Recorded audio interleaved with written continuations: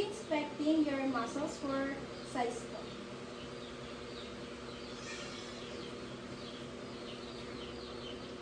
So, upon inspecting po, there is no signs of any abnormalities like atrophy and hypertrophy.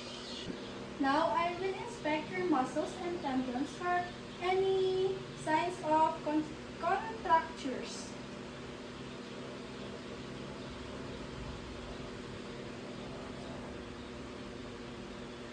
Upon inspecting, there is no signs of any contractures po.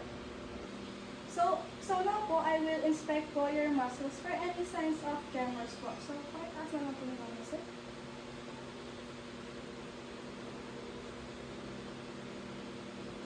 So, upon inspecting naman po, there is no signs of any tremors naman po. Now po, I will do some muscle strength test po, starting po with your sternocleidomastoid po. Kabila naman po. Now, I will do po the trapezius strength test.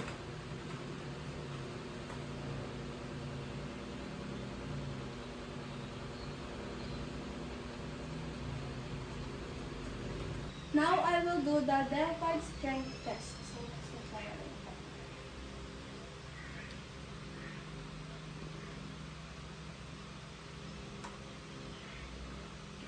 Now, I will do the bicep strength test.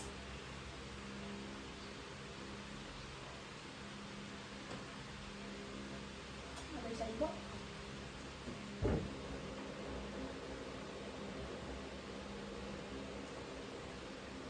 Now, I will do the tricep strength test po.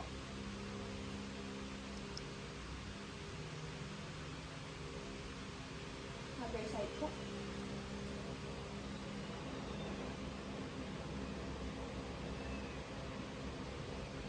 Now, I will do the finger and wrist strength po. So, ganun na siya. Other side po. Now, I will do the grip strength. Other side po. Now, I will do the hip strength test.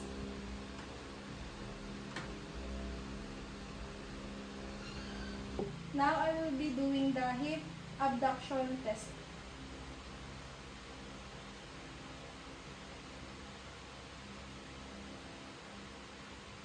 Now, I will be doing the hip adduction test.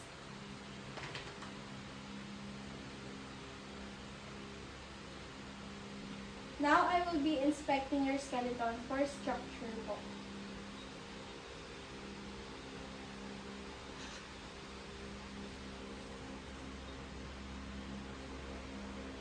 So, upon inspecting po, there is no deformities naman. Now, I will palpate your bones po.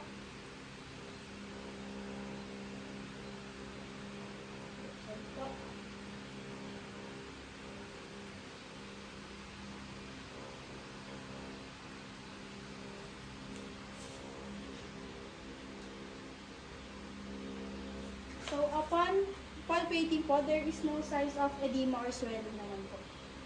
Now, I will be inspecting and palpating your joints po.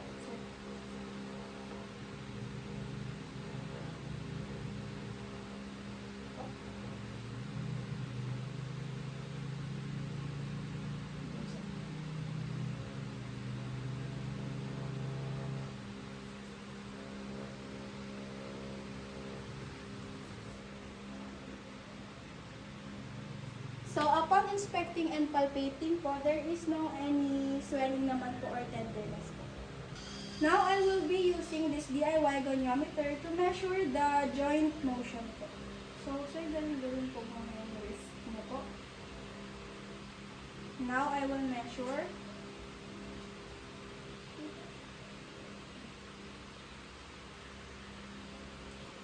So, upon inspecting the joint motion, it is smooth and it is 180 degrees. And now, I will document the findings in the client record.